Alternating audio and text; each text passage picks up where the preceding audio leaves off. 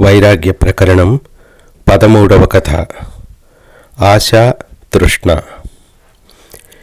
ఎప్పటి నుండో తెలియదు గాని ఈ హృదయంలో ఆశ అనే అజ్ఞానాంధకారం వ్యాపించి ఉన్నది.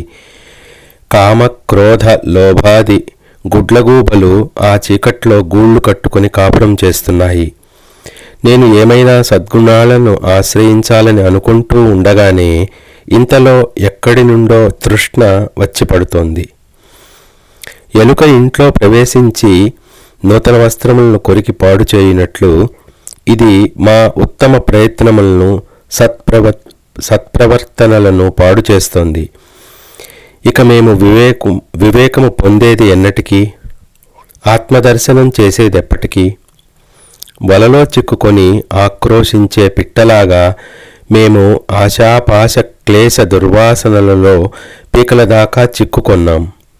అనేక తృష్ణలచే దగ్ధమగుచున్న మేము అమృతంలో స్నానం చేస్తే మాత్రం సేద తీరుతుందా? ఊరట కలుగుతుందా? అనుమానమే.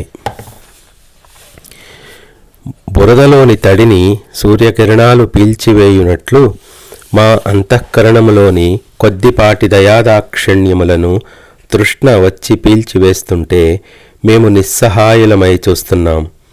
చూస్తూ ఉండగానే అది వచ్చి మా కళ్ళు కప్పివేస్తోంది. కన్నులు ఉండి కూడా గ్రుడ్డివారం అవుచున్నాము.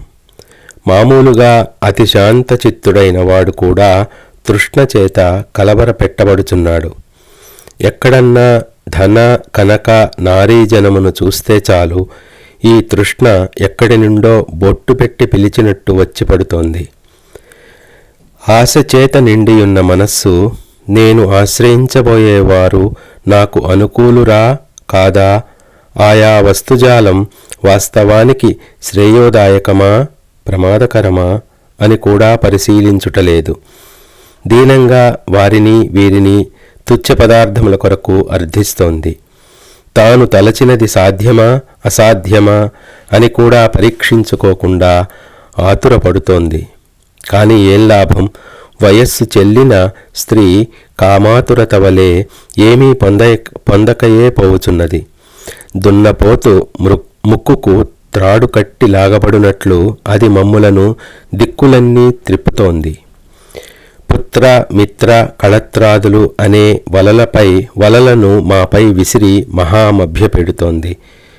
అంతఃపురంలో సుఖశయ్యపై శయనించిన వానికి కూడా క్షోభింపచేసి అడవిపాలు చేస్తోంది. ఉన్న కాస్త వివేకాన్ని ఊరేగిస్తోంది. లేని జాడ్యాలన్నీ తెచ్చిపెడుతోంది. ఆహా!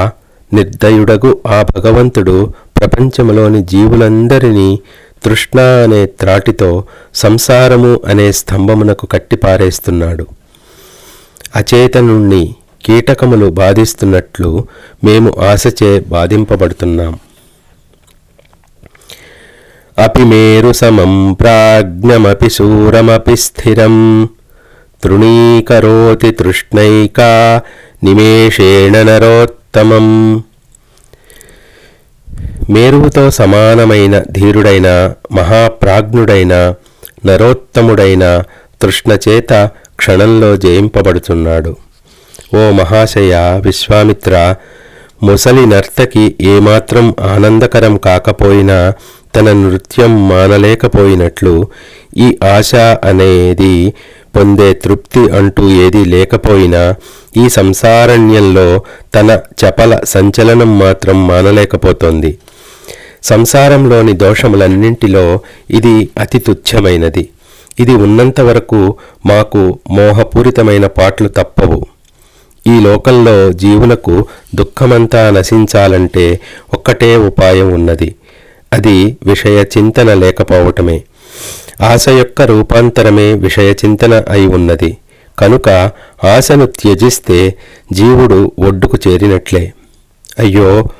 ఆశ, స్త్రీ, రోగబాధ ఈ మూడు ఎంతటి గంభీర పురుషుడినైనా తమ వైపు అభిముఖం చేసుకుంటున్నాయి కదా. ఈ తృష్ణ అంత నీచంగా ఘోరంగా పదునైన కత్తివ్రేటుగాని వజ్రాయుధ ఘాతంగాని అగ్నిహోత్రంగాని బాధింపజాలదనే నా అభిప్రాయం.